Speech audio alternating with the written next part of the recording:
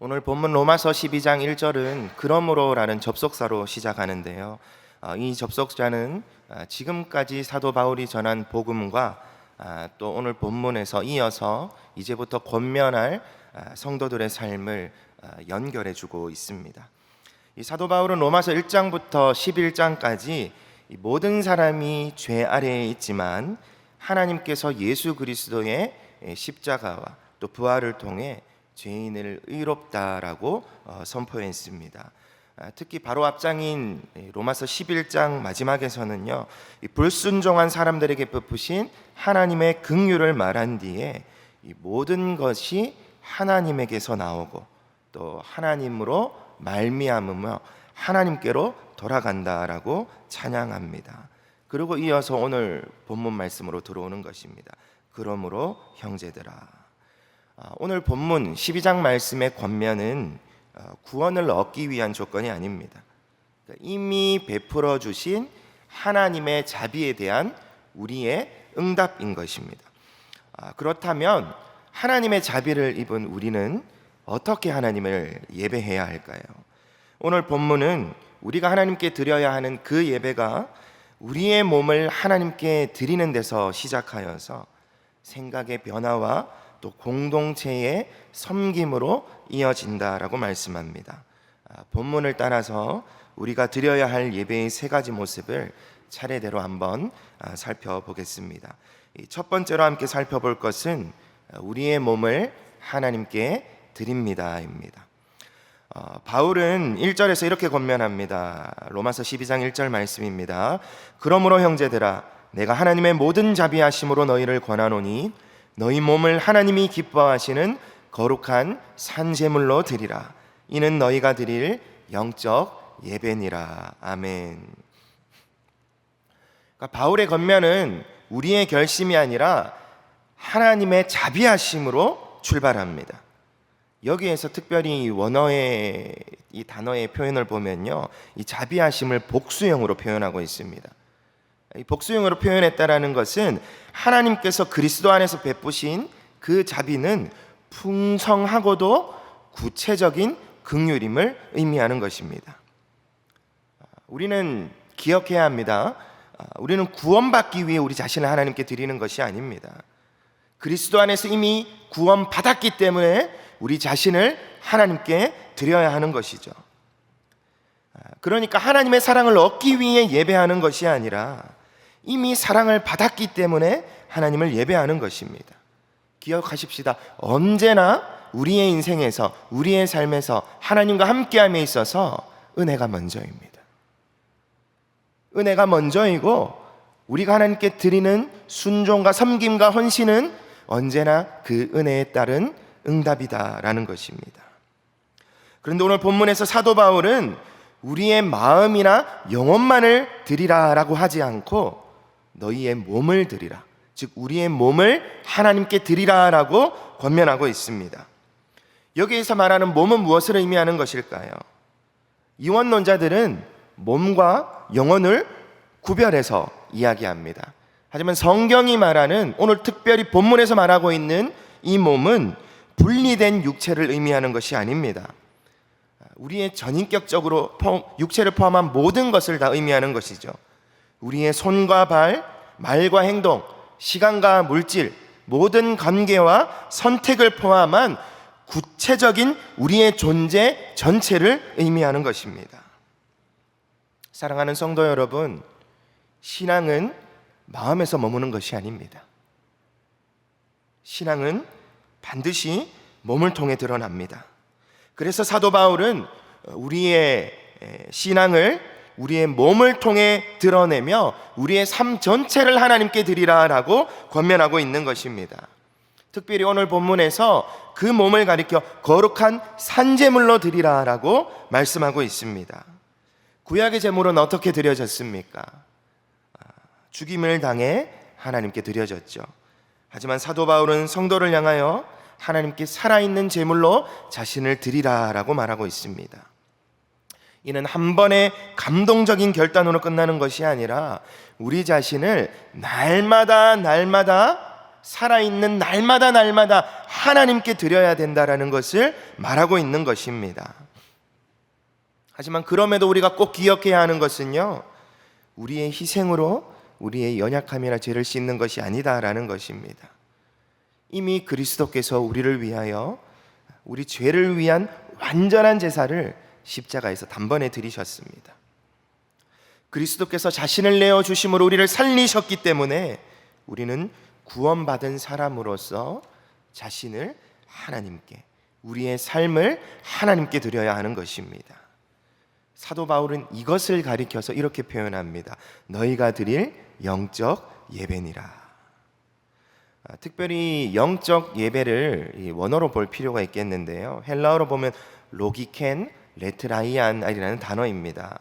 이 단어들의 원형을 한번 보면은 거꾸로 이제 라트레이라라는 단어는요, 하나님께 드리는 예배와 섬김을 가리키는 것이고요, 로기켄에 해당하는 이 원형인 로기코스라는 단어는 이 깊이 숙고한 이성적이고 합리적인 것을 의미합니다.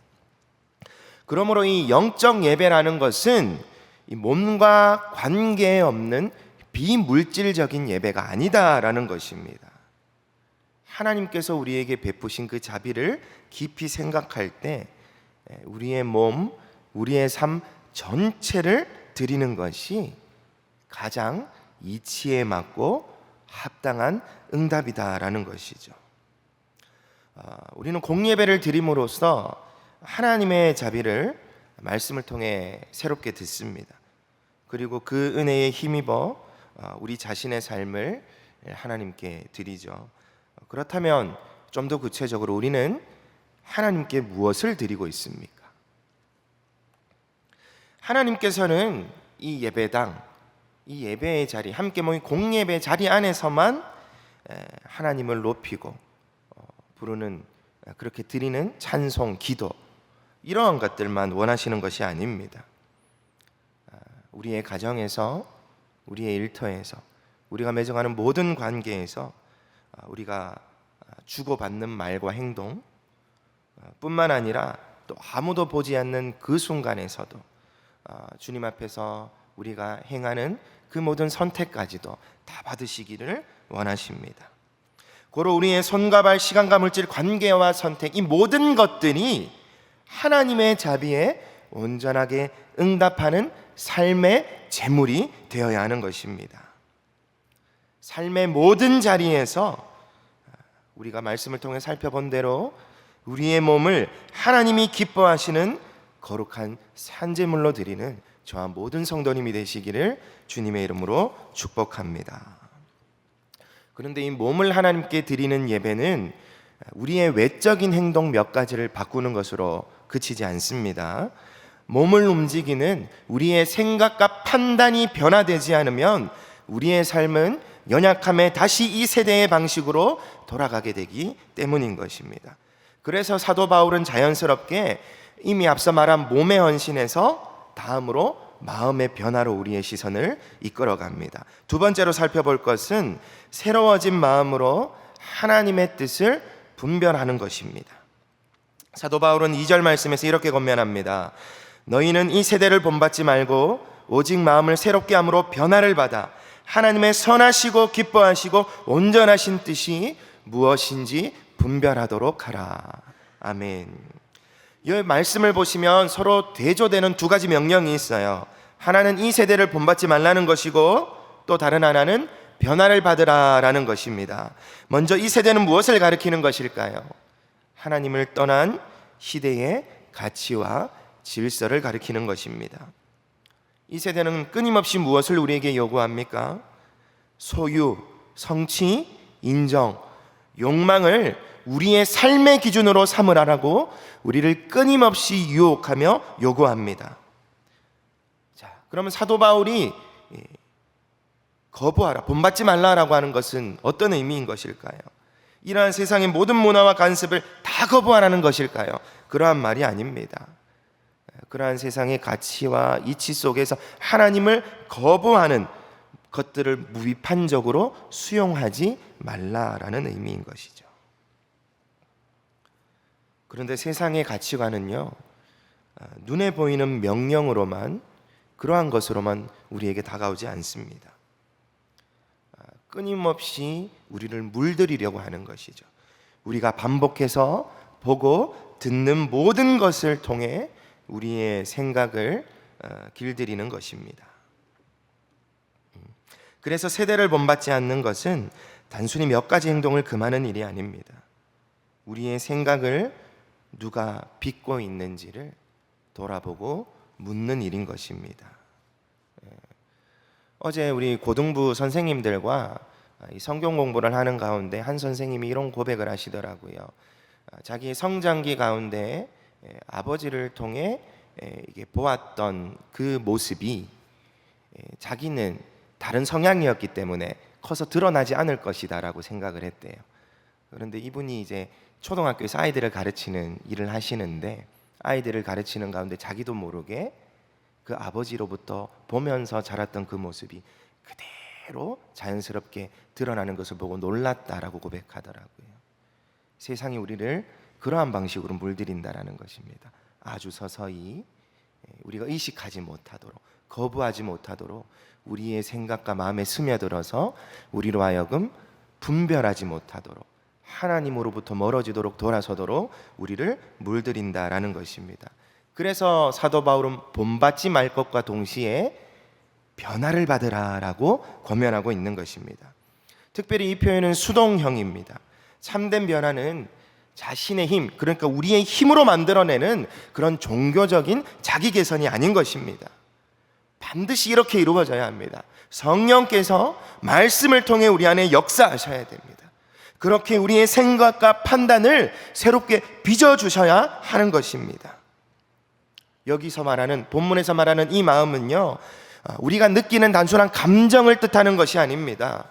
앞서 보았듯이 우리가 생각하고 판단하는 능력을 가리키는 것입니다. 하나님께 온전히 드려진 사람은요, 우리의 감정만 뜨거워지는 것이 아니다라는 것입니다. 복음에 의해 성령의 역사하심을 통해서 살아가는 가운데 우리의 생각과 가치관이 하나님의 말씀의 기준에 합당하게 변화되고 새로워지는 것입니다. 자, 그럼 그 목적은 무엇일까요? 그 목적은 분명합니다. 우리가 함께 보았습니다. 하나님의 선하시고 기뻐하시고 온전한 뜻이 무엇인지 분별하기 위함입니다. 분별하다, 구별하는 것이죠. 따져보고 묻는 것입니다. 시험하고 확인하여서 무엇이 옳은지를 판단하고 인정하는 것을 의미하는 것입니다. 고로 하나님의 뜻을 분별한다라는 것은 우리가 살아가는 삶의 모든 선택 앞에서 무엇이 하나님께서 기뻐하시고 하나님이 원하시는 길이신지를 판단하는 것입니다. 그러니까 어떻겠습니까? 우리의 생각이 새로워지지 않으면, 우리가 말씀을 통하여 변화받지 않으면 우리는 우리 자신의 욕망을 하나님의 뜻이라 라고 부르거나, 아니면 우리가 이미 내려놓은 결론에 하나님께서 동의해 주시기를 구하게 되는 것이죠. 이것은 사도 바울이 본문을 통해 권면하고 있는 거룩한 산제물로 우리의 삶을 드리는 온전한 예배가 아닌 것입니다. 그러므로 참된 예배자는 하나님의 말씀 앞에서 끊임없이 질문해야 하는 것입니다. 이 선택이 하나님께서 기뻐하시는 그 뜻에 합당한 것인가? 기억하십시다. 우리의 몸을 하나님께 드린다라는 것은 내 뜻을 하나님께 관철시키는 것이 아닙니다. 하나님 이것 해주세요, 하나님 이것 이루어주세요, 하나님 이것 부족합니다, 이것 채워주세요 라고 그냥 부르짖는 기도가 아니다라는 것입니다. 우리의 몸을 하나님께 드린다라는 것은 먼저 하나님의 뜻에 우리 자신을 온전히 맡겨 드리는 것입니다. 이 말씀을 기억하여 말씀과 성령으로 우리의 생각이 새로워지고 삶의 크고 작은 선택 속에서 하나님이 선하시고 기뻐하시고 온전하신 뜻을 분별하며 살아가는 저와 모든 성도님이 되시기를 주님의 이름으로 축복합니다. 새로워진 마음은 한 사람의 그러니까 개인의 올바른 선택에만 머무르지 않습니다. 먼저는 자신을 바라보게 되겠죠. 하지만 그러한 새로워진 마음은 개인의 분별에서 공동체를 어떻게 바라보는가, 어떻게 섬기는가로 이어지게 됩니다. 그래서 이제 본문에서 사도 바울은 앞서 말한 개인의 분별에서 공동체의 섬김으로 우리의 시선을 옮겨갑니다. 세 번째로 살펴볼 것은 받은 은사로 한 몸을 세우는 것입니다. 이어지는 3절 말씀 보시면 내게 주신 은혜로 이렇게 바로 시작하는데요. 여기에 원어를 보시면 생략되어 있는 단어가 있습니다. 헬라어로는 가르라는 단어인데요. 왜냐하면이라는 의미를 가지고 있어요. 이러한 접속사가 들어갔다라는 것은 앞서 살펴본 1절과 2절 말씀 그리고 3절 말씀이 떨어져 있는 새롭게 주어지는 말씀이 아니라 긴밀하게 연결되어 있는 한 말씀이다라는 것입니다. 그러니까 3절부터 새로운 주제가 이어지는 것이 아니다라는 것이에요. 2절에서 말한 이 새로워진 생각이 공동체 안에서 어떻게 나타나는지를 말씀을 통해 사도 바울은 보여주고 있는 것입니다. 앞서 말씀드렸듯이 새로워진 생각은 먼저 자신을 바라보는 태도에서 나타납니다. 3절 말씀 우리 함께 보시겠습니다. 내게 주신 은혜로 말미암아 너희 각 사람에게 말하노니 마땅히 생각할 그 이상의 생각을 품지 말고 오직 하나님께서 각 사람에게 나누어 주신 믿음의 분량대로 지혜롭게 생각하라. 아멘. 헬라어 본문에서는 이 생각하다라는 단어가 거듭해서 반복되고 있는데요. 바울은 이 마음이 새로워졌다면 자기 자신에 대해서도 새롭게 생각해야 된다라고 말하고 있는 것입니다. 두 가지로 이해할 수 있어요. 첫째, 자신을 실제보다 높이지 말고 또 반대로 너무 하찮게 여기지 말라. 하나님께서 우리에게 베풀어 주신 은혜, 우리를 새롭게 하신 그 은혜가 있는데 그러한 것들을 하찮게 여기지 말아야 한다라는 것입니다.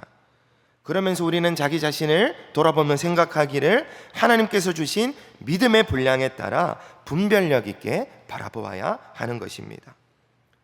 이 믿음의 분량대로라고 하니까 믿음의 수준, 정도의 차이, 그러니까 약간 실력의 우열을 가리는 것처럼 이해하시는 성도님들이 있는데요.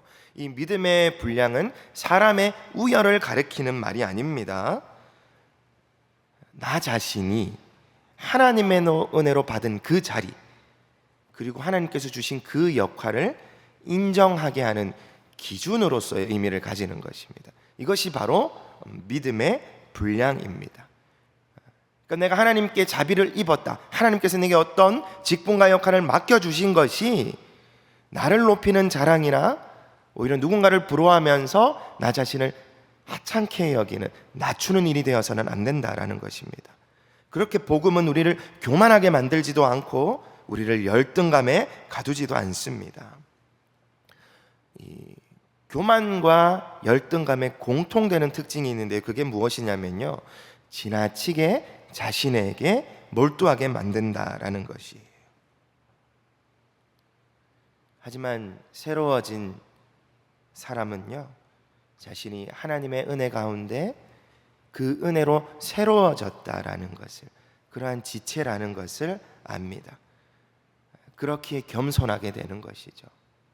내게 있는 것, 나의 능력, 나의 자격으로 얻은 것이 아니라 하나님의 은혜로 값없이 주어진 것이기 때문에 교만하지 않고 감사하게 되는 것입니다.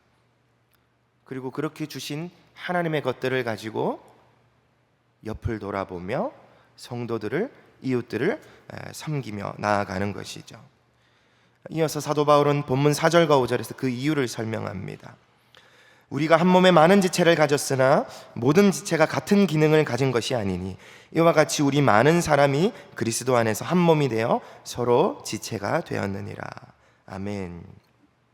한 몸을 이루는 지체가 되었기 때문입니다. 교회는요, 모든 사람이 같아서 하나가 된 공동체가 아닙니다. 생활 수준이 같아서, 생각하는 가치관이 비슷해서, 살아가는 모습이 같아서 모인 공동체가 아니다라는 것입니다. 성격과 경험, 역할과 은사, 모든 것이 다 달라요. 그러나 우리는 동일하신 그리스도 안에서 한 몸을 이루었기 때문에, 그 그리스도 안에서 속했기 때문에 하나 된 지체이기 때문에 우리는 함께하고 서로를 섬길 수 있는 것입니다. 더욱이 바울은 우리가 그냥 한 조직에 속해 있다, 함께하게 되었다라고 말하지 않고요, 표현을 그대로 보시면 서로 지체가 되었다라고 말하고 있습니다. 우리가 그리스도께 속했다라는 것은 자연스럽게 이해를 하게 되는데요, 서로에게 지체가 되었다, 이 서로에게도 속한 지체라는 것을 잘 생각하지 못하는 것 같아요. 그러다 보니까요, 그리스도 안에 속한 하나된 지체임에도 불구하고, 한 몸을 이루는 지체임에도 불구하고 자꾸 서로 비교하고 상처받고 누군가를 깎아내리고 공격하게 되는 우리의 연약함들이 드러나게 되는 것 같습니다. 우리는 그리스도께 속했을 뿐만 아니라 서로에게도 속한 지체이기 때문에 우리의 다름, 서로의 다름은 경쟁의 이유가 아니라 앞서 살펴본 것처럼 서로 섬겨야 할 이유가 되는 것입니다. 그리고 이어지는 본문 6절에서 사도 바울은 그 다름이 어디에서 비롯되었는지를 말씀을 통해 보여주고 있습니다. 로마서 12장 6절 말씀 상반절을 보시면 우리에게 주신 은혜도 받은 은사가 각각 다르다라고 말씀하고 있습니다. 하나님께서 각 사람에게 주신 그 은사가 서로 다르다라는 것입니다. 그러기 때문이다라는 것이에요. 이것을 통해 우리가 또 깨닫게 되는 것은요, 누구도 혼자 설 수 없습니다. 누구도 혼자 살아갈 수 없어요. 누구도 혼자 모든 일을 감당할 수 없습니다. 하나님께서 우리를 그렇게 그리스도 안에서 한 몸 된 각기 다른 지체로 세우셨기 때문입니다. 고로 우리는 서로를 필요로 하는 한 몸 지체인 것입니다. 이와 더불어 우리는 자기 자신에게 있는 은사를 나를 위해 자랑할 수도 없고요, 다른 사람에게 주신 그 은사, 그걸 부러워하면서 나에게 주신 은사를 하찮게 여길 필요도 없는 것입니다. 하나님의 거룩하신 뜻 가운데 필요에 따라 각 사람에게 맞는 합당한 은사들을 은혜로 베풀어 주셨기 때문입니다. 그리고 본문을 잘 보시면요, 많은 은사들을 나열하고 있지만 사도 바울의 관심은 어떤 은사가 더 뛰어난지에 있지 않습니다. 사도 바울의 관심은요, 하나님께서 자비로 베풀어 주신, 값없이 주신 그 은사를 하나님 앞에서 얼마나 신실하게 사용하는가에 있습니다. 예언이면 믿음에 맞게, 섬기는 일이면 섬기는 일로, 가르치는 자는 가르치는 일로, 또 다른 사람에게 나누며 베푸는 사람은 순수한 마음으로, 또 특별히 공동체 안에서 지도자, 이끄는 자리에 세우신 자는 부지런함으로, 또 긍휼을 베푸는 사람은 기쁜 마음으로 섬겨야 한다라고 말합니다. 모든 은사는 자신을 드러내기 위해 주신 것이 아닙니다. 인정받게 하기 위해 주신 것이 아닙니다. 다른 지체를 살리고 그리스도의 몸을 세우라고 우리에게 주신 것입니다. 저도 어렸을 때 교회 공동체 안에서 상대방과 비교해 볼 때 특별하게 뭐 더 많이 가시거나 탁월하게 하는 것들이 없다 보니까요, 그런 탁월함을 보이는 지체들을 보면서 참 많이 부러워했던 것 같아요. 축하하고 기뻐하고 함께 하기를 원했던 것이 아니라 왜 나에겐 저것이 주어지지 않았을까, 이런 생각들을 참 많이 했던 것 같습니다. 그러면서 정작 중요한 것을 놓쳤던 것 같아요. 하나님이 내게 자비로 베풀어 주신 귀한 것이 무엇인지를 보지 못하고 참 많이 놓쳤던 것 같습니다. 그렇게 다른 사람의 은사를 부러워하느라 우리 자신에게 주신, 하나님이 값없이 자비로 베풀어 주신 그 은사들, 우리에게 맡겨주신 일들을 놓치지 맙시다. 비록 눈에 띄지 않는다 할지라도 공동체의 필요를 조용히 채우는 그 손길로 우리가 쓰임을 받을 수 있으면 감사합시다. 하나님은 그 손길을 통하여 그리스도의 몸을 세워가시기 때문입니다. 오늘 본문 1절에서 사도 바울은 너희 몸을 하나님께 드리라 라고 말씀했습니다. 그리고 건너가서 5절 말씀을 보시면요, 우리가 그리스도 안에서 한 몸이라 라고 말하고 있어요. 하나님께 자신을 드리는 예배는요, 개인의 경건에서 끝나지 않습니다.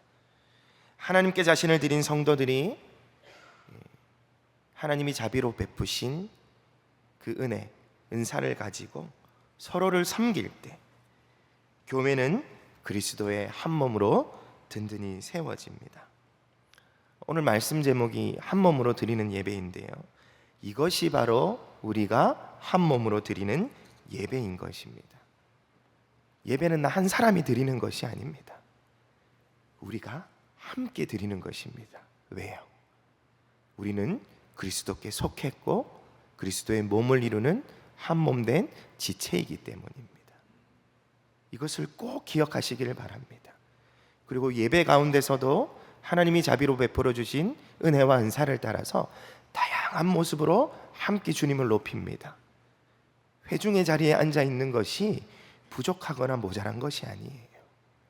주어진 자리, 앉아 있는 그 자리, 내가 있는 그 자리에서 그리스도의 몸을 함께 이루며 함께 하나님의 영광을 높여드리는 온전한 예배를 한 몸으로 드리는 것입니다. 우리 모두가 하나님께 받은 은사로 서로를 기쁘게 섬기고 우리 교회가 서로의 다름을 비교하거나 경쟁하지 않으며 각자 받은 은혜로 서로를 세워주는 건강한 그리스도의 몸이 되기를 주님의 이름으로 축복합니다. 이제 말씀을 맺겠습니다. 우리가 자신을 하나님께 드릴 수 있는 것은 그리스도께서 먼저 자신을 우리에게 내어주셨기 때문입니다. 예수 그리스도께서 우리 죄를 위한 완전한 제물이 되셨고 그리스도의 죽음과 부활로 우리에게 새로운 생명을 주셨습니다. 그러므로 우리를 살리신 그리스도의 은혜에 응답하며 우리는 삶의 모든 자리에서 하나님을 예배하는 것입니다.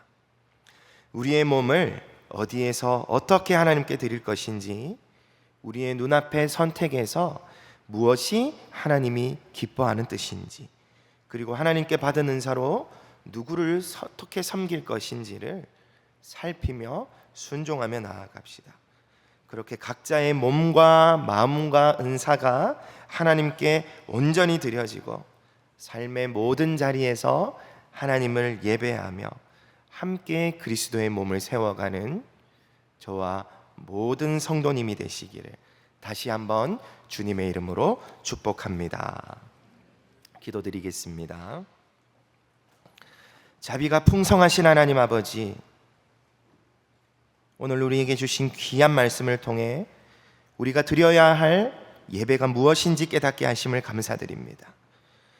주님께 받은 은혜를 기억하며 우리의 몸과 삶을 거룩한 산제물로 드리게 하여 주옵소서. 이 세대의 가치에 휩쓸리지 않게 하시고 말씀과 성령으로 우리의 생각을 새롭게 해주셔서 하나님의 선하시고 기뻐하시고 온전하신 뜻을 분별하게 해 주옵소서. 다른 사람과 비교하거나 경쟁하지 않게 하여 주옵소서. 우리에게 주신 은사를 감사하게 하시고 또 그 은사를 잘 사용하여 서로를 섬기고 그리스도의 몸된 교회를 든든히 세워가게 해 주옵소서. 오늘 주님께 드린 우리의 예배가 우리의 말과 선택과 섬김으로 이어지는 삶이 되게 하여 주시고 삶의 모든 자리에서 주님을 기쁘시게 하는 예배자로 살아가게 하여 주시옵소서. 우리의 이 간절한 기도를 받으시고 우리의 삶을 예배로 받으시며 홀로 영광 받으실 우리 주 예수 그리스도의 이름으로 기도드립니다. 아멘.